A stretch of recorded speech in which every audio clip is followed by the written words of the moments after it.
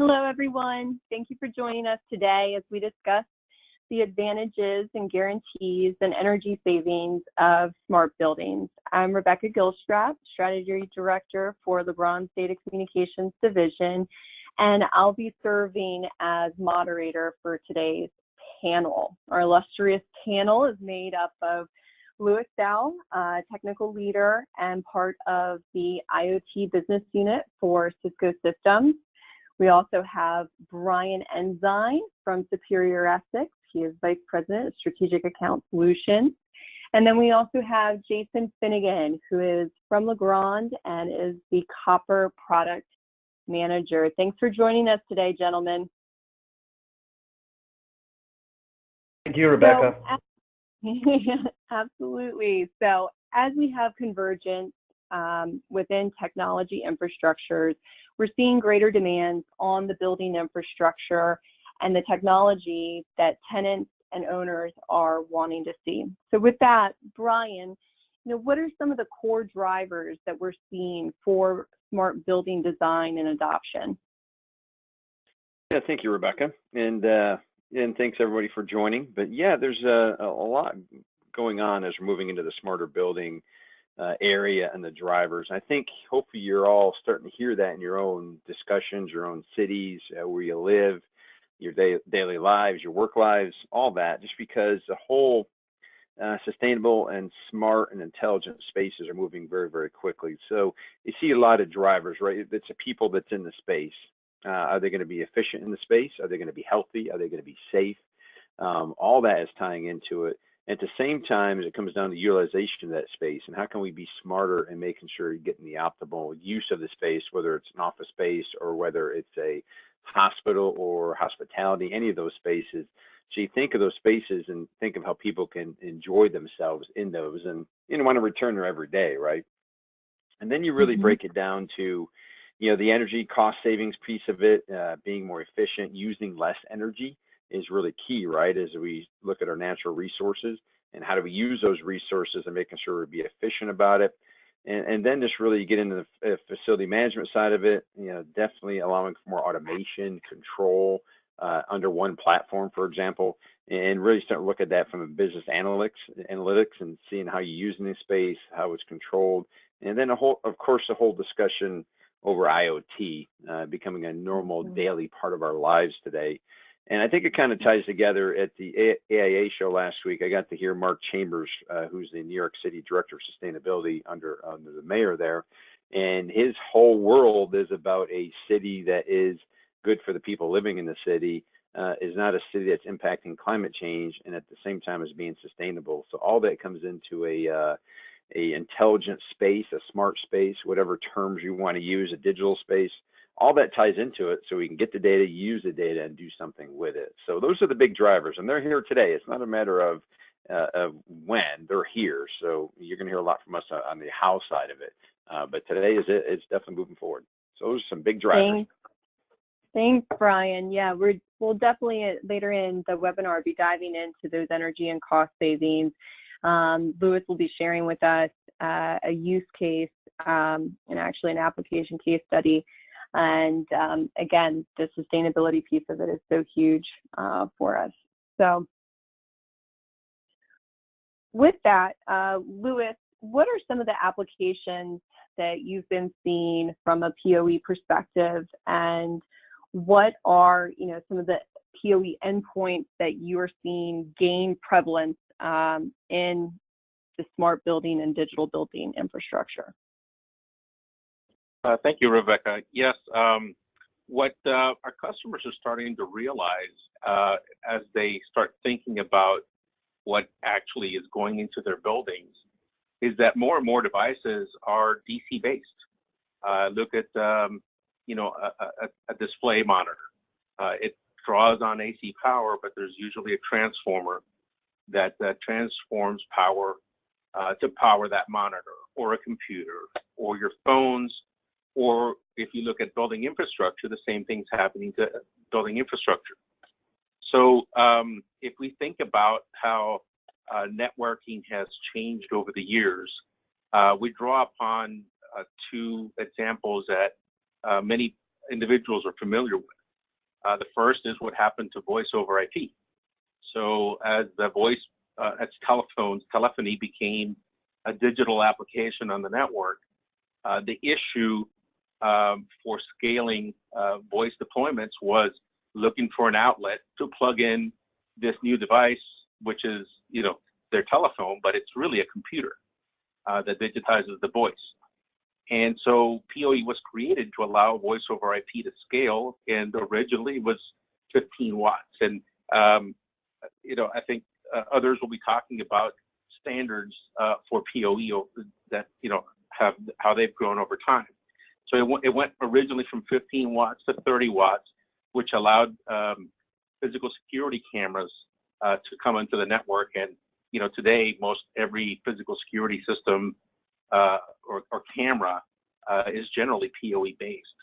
And then in 2012, Cisco came out with what we call UPoE, which stands for Universal Power over Ethernet. And that again doubled the power to 60 watts. And so the amount of these endpoints that have moved over to PoE has really grown. I think for me, the big change was when LEDs became prevalent and their lumens per watt were within the range that they could be powered by the network.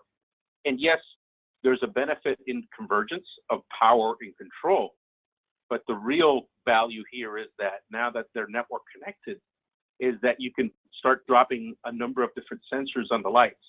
And so the lights, they're still necessary for us to see in buildings, but now they've become these data collection devices that can do things like temperature, humidity, CO2, not typically part of a lighting package. Aside from that, I'll talk about other industries that have changed, like hospitality, where we're starting to see a PoE minibar, PoE blinds and curtains, and computers that are available. So in a building, you have everything from variable air valves for air conditioning. You have window blinds. You have ceiling fans, and a lot of other devices that you didn't traditionally see that are now available with network power, and that lowers the cost of construction as well as the speed with which you can deploy these things. Perfect. Thank you, Louis. And on that vein, Jason, will you share with us some of the power needs that you're seeing at these varying endpoints, and then also how that's affecting selection for cable and connectivity and the overall infrastructure design for PoE devices? Yeah, absolutely. Thank you, Rebecca. And I'll reiterate a little bit of what Louis said on the previous slide. If we look back to the advent of PoE and really the renaissance of telephony to a voice over IP platform, when we were talking about 15 watts along with data on your category cable, we were looking at two-pair PoE, and that was really with the IEEE 802.3 AF standard as far back as the beginning of the millennium, 2002 timeframe. Now, as we continue to see this transition from analog devices to digital, we're seeing power requirements continue to expand. PoE to develop from a two-pair technology to four-pair, right? And we're seeing power or wattage requirements increase from that 15 watts when we were talking about IP phones and IP cameras to 30 watts as we introduced point tilt zoom cameras, some more access controls. As Louis said, 60 watts when we started talking about applications like LED lighting and outdoor cameras.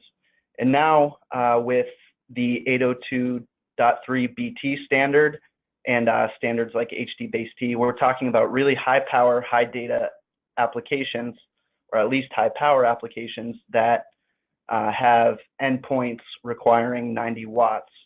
And you can do that all on your data infrastructure, right? So the one thing that I like to preach as most important for our customers when selecting those components to deploy PoE type applications is to really understand the unique needs of your end device. So there's certainly a balance between future-proofing, right? Being able to install your infrastructure and being able to support end devices for 10, 15, 20 years. You don't necessarily know what's going to be on each end of that cabling channel. But at the same time, you don't necessarily need to go out and spend the capital for a Cat 6A shielded cabling channel if you know it's going to be a high power, low data application. We'll get a little bit into right sizing and why it's so important to understand the unique requirements of each device when selecting those cabling components. But again, as devices make that transition from analog to digital, we're going to continue to see the use case for PoE as a platform grow.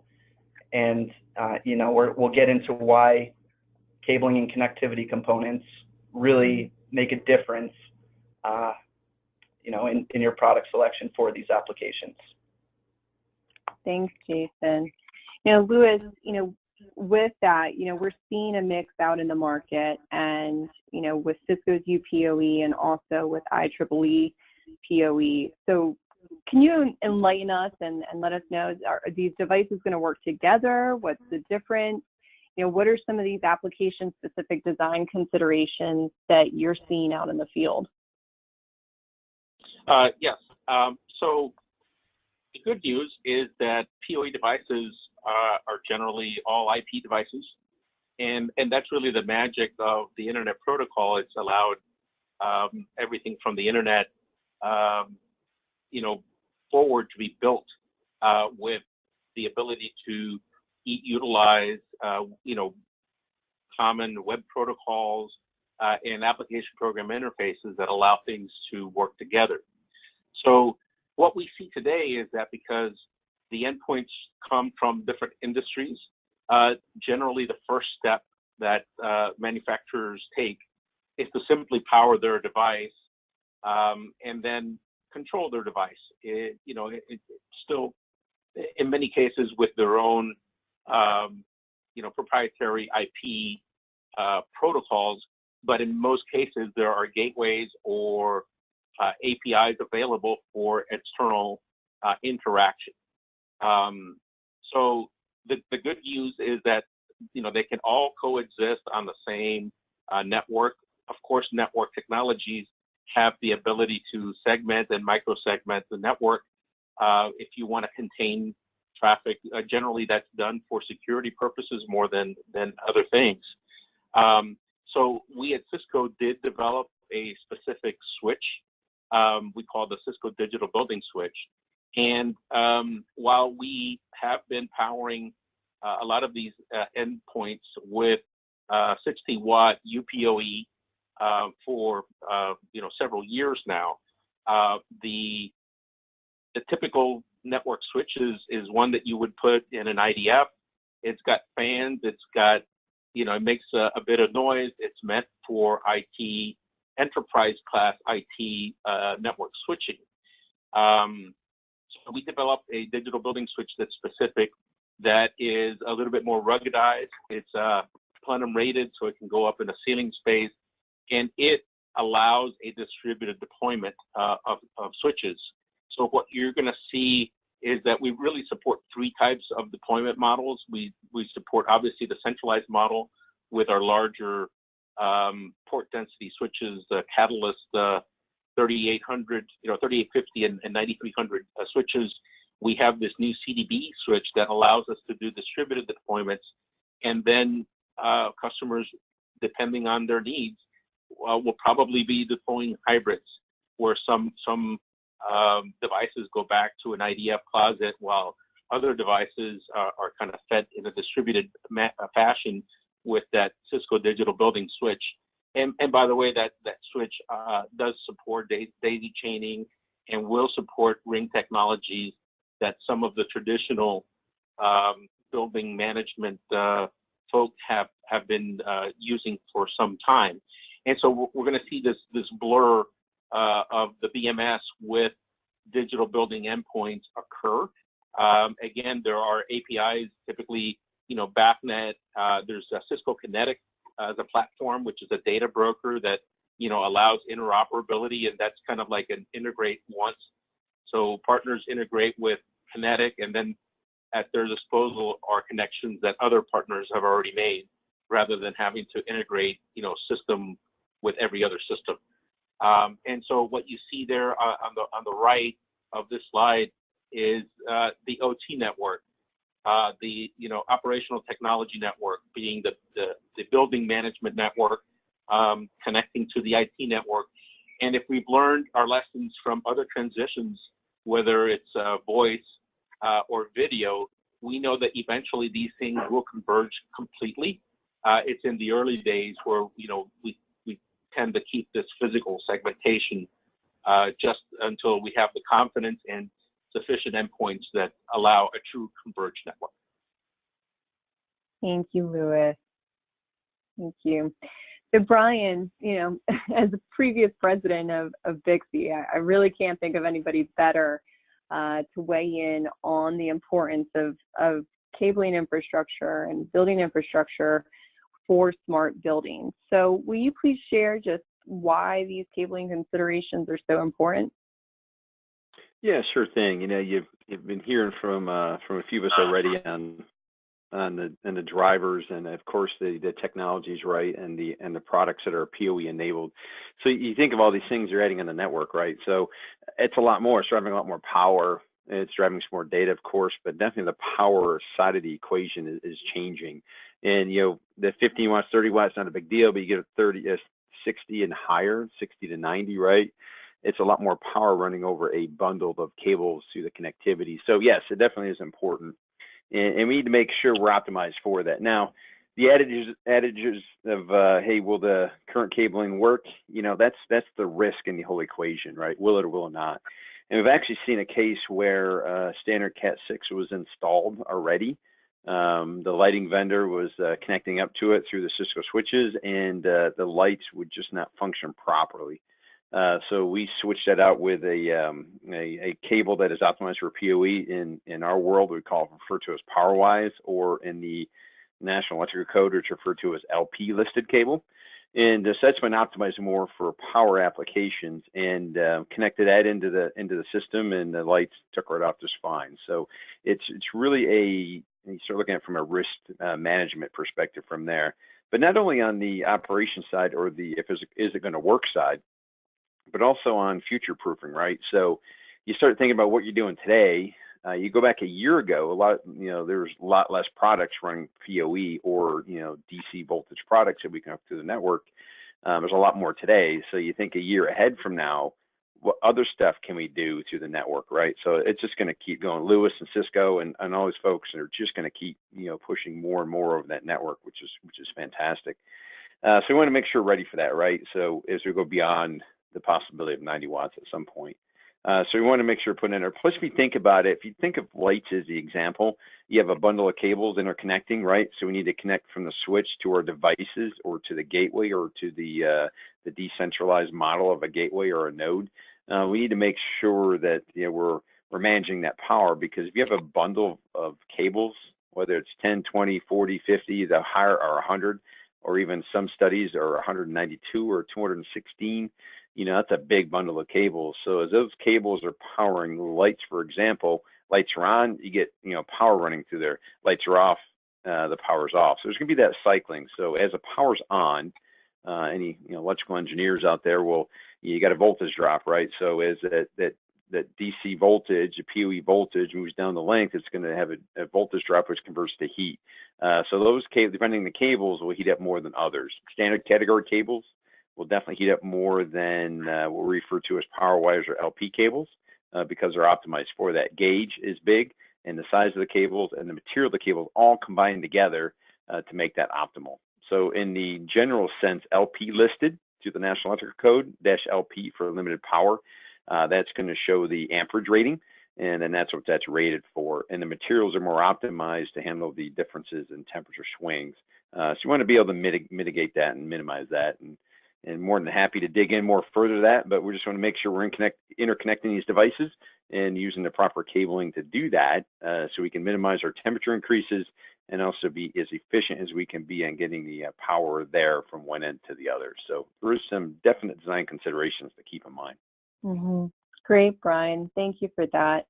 You know, Jason, Brian touched on it, but from a product design perspective, as it pertains to connectivity, can you just touch on some of the attributes that Brian was mentioning? For example, Brian was talking about protecting investments and managing longer life cycle usage. So can you give us some real life examples of how these components can play a role in protecting those investments and then also extending the equipment life cycle? Yeah, thanks, Rebecca. Absolutely. And as Brian mentioned, as we start talking about 60 watt, 90 watt, higher power PoE, there are additional stressors placed on the cabling infrastructure. And as an end user, when we're selecting that expensive equipment and installing it and attaching it to our cabling channel, we want to be sure that really it's going to work, right? That we'll be able to realize those operational savings for the higher potentially upfront capital expenditure. So component selection does make a big difference when we're talking about high power PoE, and specifically what I want to focus on in terms of the connectivity is what we call the spark gap or electrical arcing, right? So when you are running a power over Ethernet application, there's always a handshake being made between your power source equipment and your power device, and they're telling each other, yes, we're PoE enabled, and then your direct current starts to travel down that cabling channel. Well, since now you have live power, as soon as you demate or you unconnect that female plug from your connector, you're going to have an electrical arc or a spark gap. It's absolutely inevitable, no matter what components you use as far as jacks and patch cords, it's going to happen. And you can see in my photo on the left on this slide, the erosion that actually can be caused to a jack's contacts, right? So there's one way to prevent the extent of erosion that happens to that connector, and that's selecting a manufacturer that uses 50 microinches of gold plating on the connector's contacts. So that picture actually is contact design that uses the 50 microinches of gold plating. So you can see some pretty significant erosion still occurs, but nowhere near the extent to which it would occur if that gold plating was not present. Some of the lower cost offshore connectivity that you may find does not actually follow that 50 microinches. It's not a requirement for all connectivity. So placing that requirement in your specification can just help ensure the robustness of the contacts of your connectivity. Mm-hmm. Now, the second feature to help mitigate the damage that spark gap erosion can cause is, oh, I apologize for that. We are right on the train station here, and it's about that time the trains are coming in. So please excuse the horn. Now, the second way to mitigate the erosion caused from electrical arcing is the contact design itself. And that's what the graphic in the center of the slide here is showing. So again, a lot of that offshore connectivity or the low-cost entry-level connectivity uses sort of an inclined plane design for their contact design, almost a 45-degree angle. Now, why that matters is the spark gap occurs at the last point of contact between the metal on the plug and the metal in the jack. So if you have that spark gap on the inclined plane design, that erosion is occurring right in the critical contact area. So the way that Legrand gets around that issue, and you know, a lot of premium connectors follow the same design methodology, is to design the contact in this bell-shaped curve. And if you look at the red circle on the bottom graphic in the center here, that's circling the critical contact area. So that's where your data and your power are being passed from your plug to your connector. Now, as you demate that connector, you can see on the top there, that last point of contact is on the front of the jack's contact, away from the critical contact area to preserve the critical area there, so that you get the longevity out of your connector that you would expect. Right now moving on, the second most important piece of connector design is actually the printed circuitry, or the internal components of the jack itself. So many of today's jacks have this printed circuitry to control and cancel noise and elevate the readable digital signal performance. So the circuit traces are important to the connectivity's current carrying capacity and not just the data. So Jason, what lines does Legrand have that actually have this product design specifically? Yeah, so for high power PoE applications, we recommend our Clarity line of connectivity. It is optimized for PoE. And I just wanted to touch on the connectors that utilize printed circuits. They're designed to the IEC standard 60512-99 recommendations. And that standard ensures that the connector is designed to support 1 amp on each circuit path, which historically has been fine for 802.3 AF and AT. But as we get into that higher power PoE, the 802.3 BT, 960 milliamps, we are getting dangerously close to that 1 amp limit.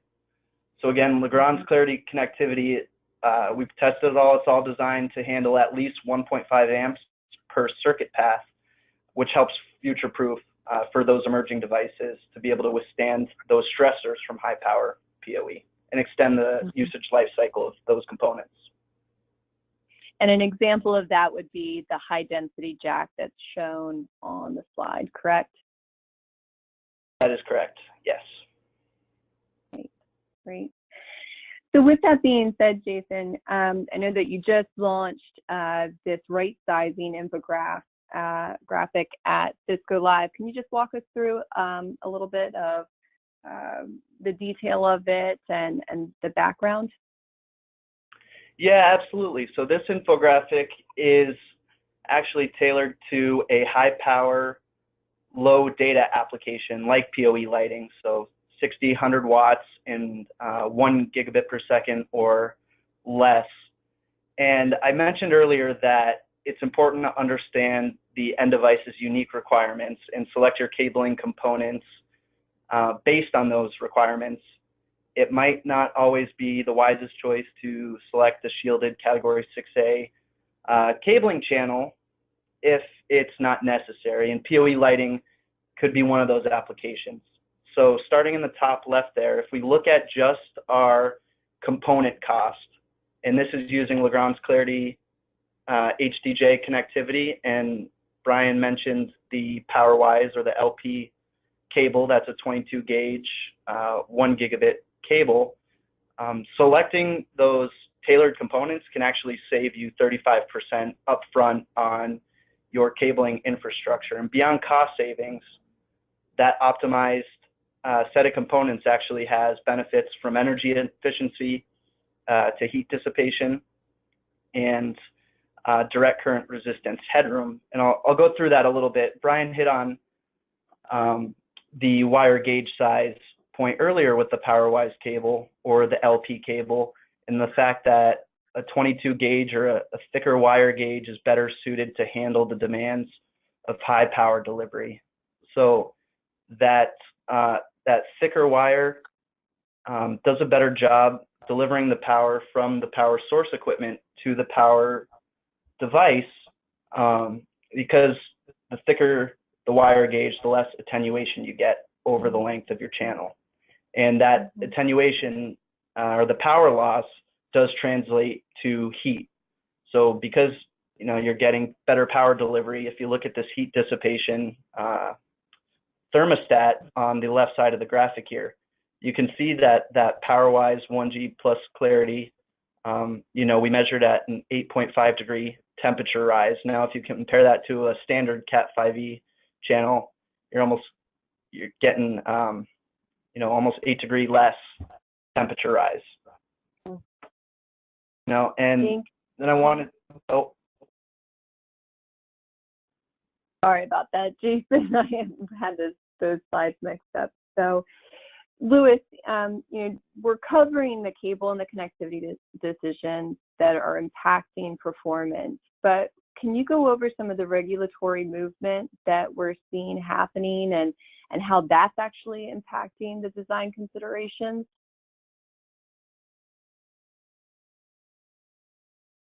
Louis? I'm sorry. Network switches are basically, meant for IT devices, and they comply with the IEC 60950-1. So that's a international compliance for IT network equipment. Now, lighting is not considered an IT device. So how do these things go together? There is a UL compliance. It's called 2108. It is for low voltage LED lighting. And so all of our partners, and we have an ecosystem of 24 major partners, but specifically for lighting, there's about a dozen of them. All of their products, their drivers, comply with UL 2108.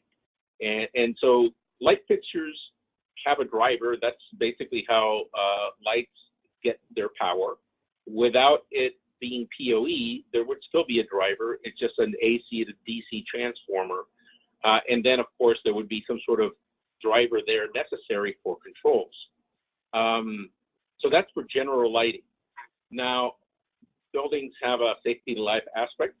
In the US, UL 924 is that requirement for emergency egress lighting.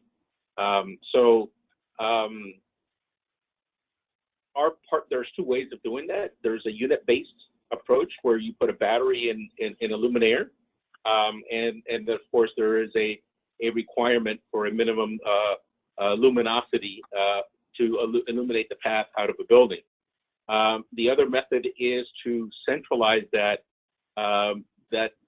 network with a UPS, and there are a variety of UPS vendors that have UL 924 compliance based UPSs. The trick there is that the partners need to be involved. You cannot have lights that are controlled when they are under emergency lighting. So the idea is that you can't have a wall switch that turns off an emergency light. When there's an emergency, that light must be on. And so our partners are working with UL on those. And there's also, because of IP, we also have the ability to integrate the lighting with building management systems and other security systems because of the IP nature of the solution. And the result is a better building system, a more intelligent system for our customers. Thank you, Louis.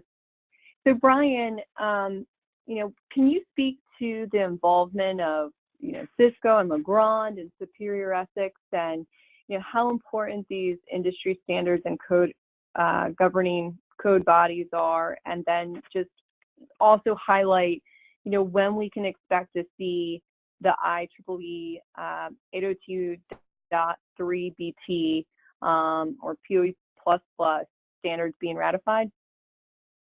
Yeah, sure thing. Standards are important in everything we do nowadays, right? So Jason's talked about the product attributes, and I touched on that a little bit, right? So when you start thinking of all the technology and the products themselves, that's all related to standards. When you start thinking of intelligent spaces or commercial office spaces, that data center spaces, any of those, right? Those are all related to standards. So standards are hugely important, and that's where you usually get a lot of good standards updates and spend the time on that, right? So we spend a lot of time in the standards world through our companies, right? All of us, Cisco, Essex, Legrand. I mean, we spend a lot of time and representatives on these committees to learn and to contribute, right, and exactly what these standards are going to look like. So it's easy to say, hey, I'm going to do 60 watt PoE or I'm going to do 90 watt PoE. Well, how does that look? How is it going to be handled? Not only from a protocol, IEEE perspective, the delivery of the power, from the Cisco switches, for example, but how is it going to be delivered to the devices? How the device is going to use it? How are they going to communicate and talk back and forth? So hugely important from product design and also from a building design infrastructure, for example. So 802.3 BT scheduled to come out here later this summer. So rule of thumb, if you say by the end of the year, we'll be pretty good there. And then you're going to have your type 3 60 watt, and then your type 4, which is 90 watt PoE powered. And then along with this whole slide could go on for an hour talk easily because there's so much going on in all these. But I'll just highlight TAA 862-B. That's your intelligent building standard from TAA, and that's going to be requirements for the structure cabling piece of an intelligent building. BICSI has its 007 or 007 standard out for intelligent buildings. That's requirements and best practices for designing an intelligent space. In conjunction with all the requirements from IEEE. So all these work together to formulate what an intelligent space could look like.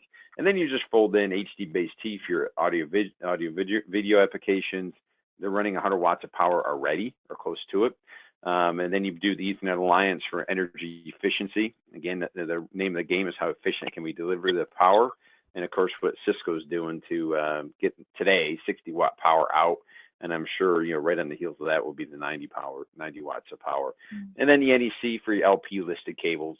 We want to make sure that, we want to make sure that these products are going to do well in the building space, carrying more power. It's not going to cause hazards, right? Fires or other things that could happen there.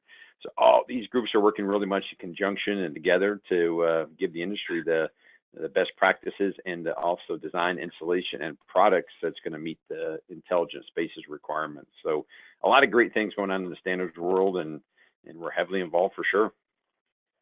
Thanks, Brian. So along the same thread of those best practices, will you share how this pertains to sustainability and what our respective organizations are doing? Yeah, sure.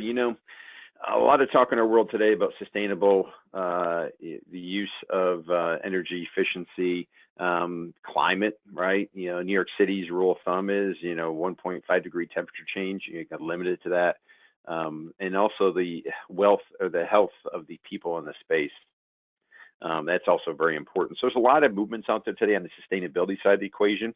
We see it as in conjunction with the intelligent building spaces, right? Because if we're designing intelligent building spaces, they're going to be sustainable, and also they're going to be good for the well-being of the people in the space, right? So all that really ties together. So it's a whole world of sustainability out there today. That's whether you're doing LEED, you want LEED credits, or you're going to design and install to a LEED-like. You may not do the paperwork, but you design to those practices. There's EPDs and HPDs related to that, which is environmental product declarations. It's not going to hurt the environment while it's in use, and you can recycle it, life cycle at the end. And then health product declarations, which are the products that are designed and installed in the space are not going to be have a negative effect on people's health, because people spend a lot of time in these spaces. And then there's Living Building Challenge, where you have declare labels, red list free. So there's a lot of things that we can help you dig into to support your sustainability initiatives. Whether you're buying from a company that lives in the space of sustainability or products are related to that. So on the next slide, is a nice blow up of the what we have for a declare label, tells you everything in it. And then where do you find this information, right? Depending on what your sustainability requirements are, there's a lot of good information out there. Portico, Mindful Materials, and AEC Design Transparency. Go to any of these and you'll be able to see, here's a list of the products that meet the red list free, EPDs, HPDs, all these attributes in one nice database. And then, it's products contribute to sustainability, but also operating. So one example for us is for Essex, our facility in Houston, Kansas, which is our category cabling manufacturing plant. It's zero waste to landfill, so nothing goes to landfill. It's all reused, reclaimed, or recycled in some form or fashion. So we also operate under that from sustainability practices. So you boil all that together. Legrand has their sustainability initiatives that, from an operational and product perspective, related to EPDs and HPDs and all the attributes that go with that. So together, from connectivity through cabling, the first and only to be able to come out with all the products that can contribute to it. Plus, we operate under our very, very strict sustainability rules every day. So you combine those together, and it's a unique solution for sure that nobody can meet from the sustainability aspects. So they run together. Intelligent spaces, sustainability requirements, strategies, they go hand in hand, and it's a great way to design today. Thank you, Brian. So transitioning with that, we had Cisco Live a couple of weeks ago, and just a great presence at the show. And then obviously, Louis, everything that was done around the digital building ecosystem. And then we also, from Legrand, we had one of our clients, Farouk Aslam with Sinclair Holdings, give a think tank on what he was doing with his development properties. And so, Louis, if you could help us just highlight some of the things that Farouk and you have done to help him create these more intelligent and energy efficient buildings, that would be great. Absolutely. So Farouk is a owner and developer of hotels. So he's got several hotels now, and in the picture that you see there on the right is a 16-story 1929 era building that was used as an office building, and he was planning the process of converting it into a Marriott autograph collection hotel called the Sinclair Hotel.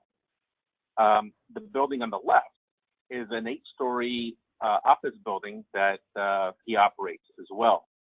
So from a previous hotel project that he did 2.5 years ago, he had an issue with, he had installed AC powered LED lighting in the building and a legacy type control system, a 42 zone lighting and dimming panel.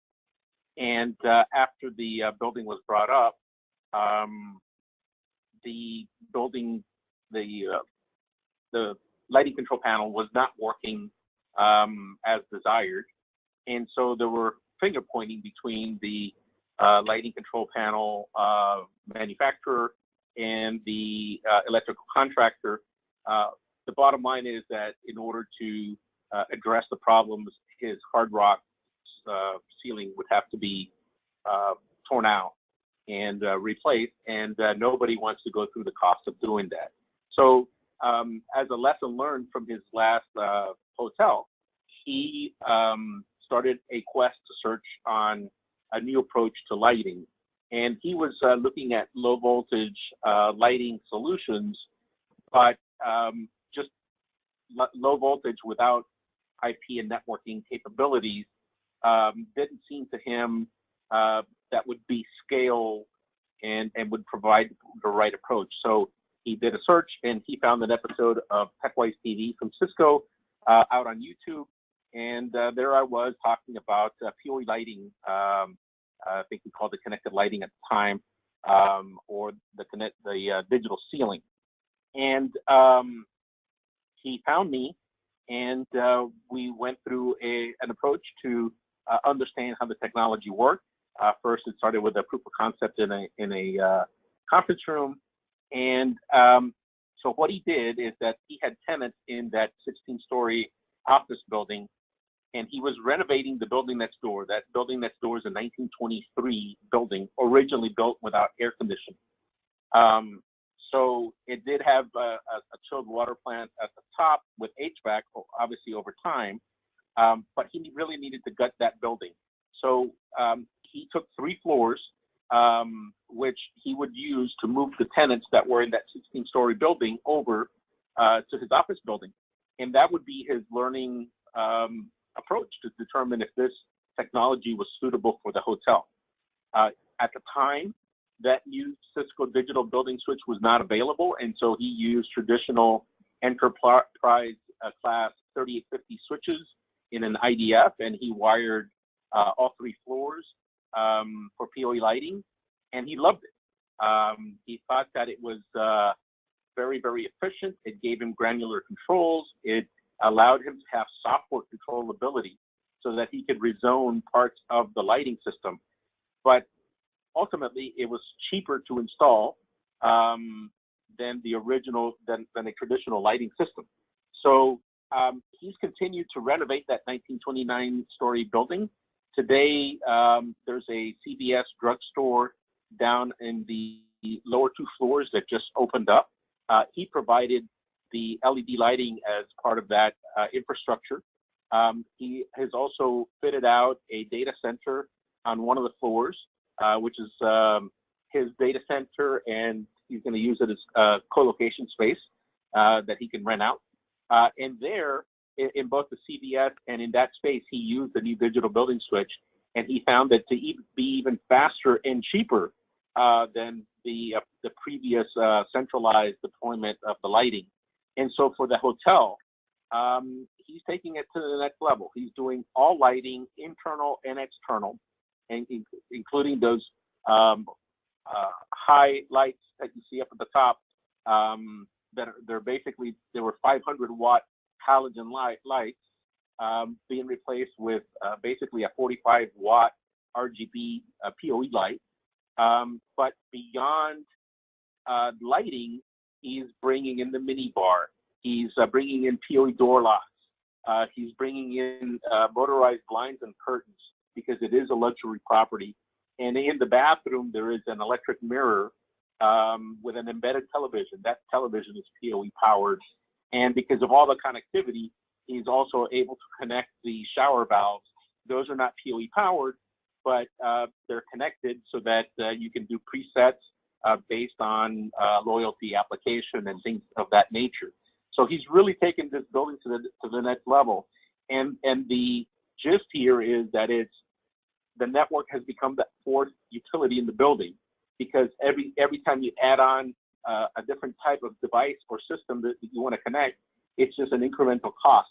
And as a net, he's actually lowered his cost by 25% on the capital outlay for that entire building, which is quite impressive of a story. Thank you, Louis. And then, if you go to the next slide,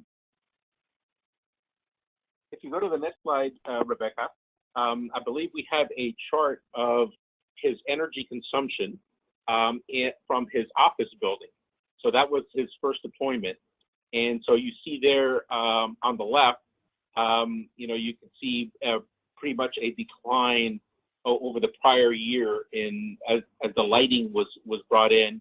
And then that last big drop was his change in his HVAC system. He actually shut down the chiller plant, which was not even in its 10th year, and he went to a new type of VRF type air conditioning in the space. But as a net result, while that building was empty in 2016, it's consuming less power in 2017 after a complete renovation and after the building has been occupied. So it's a stark difference. Great. Thank you, Louis.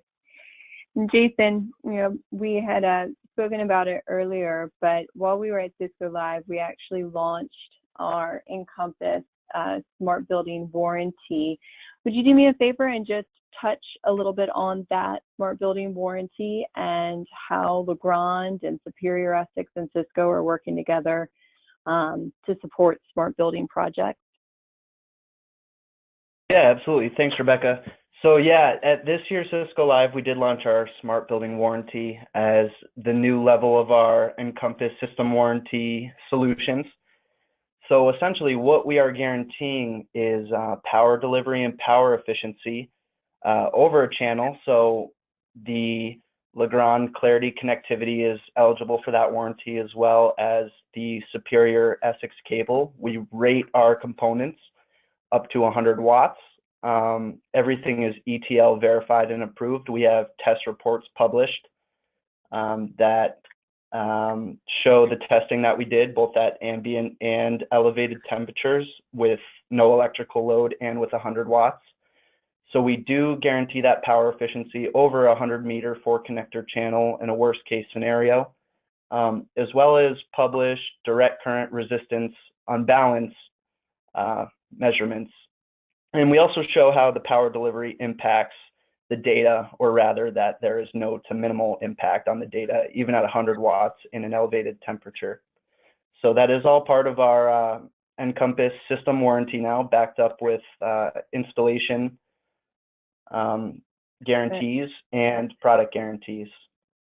So with that Encompass warranty, you can look to Legrand, Superior Essex, to help you with everything from channel sales and product specification through the entire sales cycle, whether that be field engineering, spec consulting, project management, all the way to post-sales support. So absolutely reach out to our team here, Brian Ensign and Rebecca Gilstrap, if you have questions or needs on an upcoming project. Perfect. Well, Jason, thank you. Louis and Brian, it was a pleasure to have you all as our panelists today. And again, we greatly appreciate your expertise and insight and vision. And thank you for sharing all of that with us today. Thank you. Absolutely. And with that, we'll conclude our webinar. If you have any additional questions, or if you have a project or you would like to whiteboard a solution, please feel free to reach out to Brian Ensign. His contact information is there, or to myself, Rebecca Gilstrap, and let us know how Legrand, Cisco, or Superior Essex may help you. Have a wonderful day. Thank you all.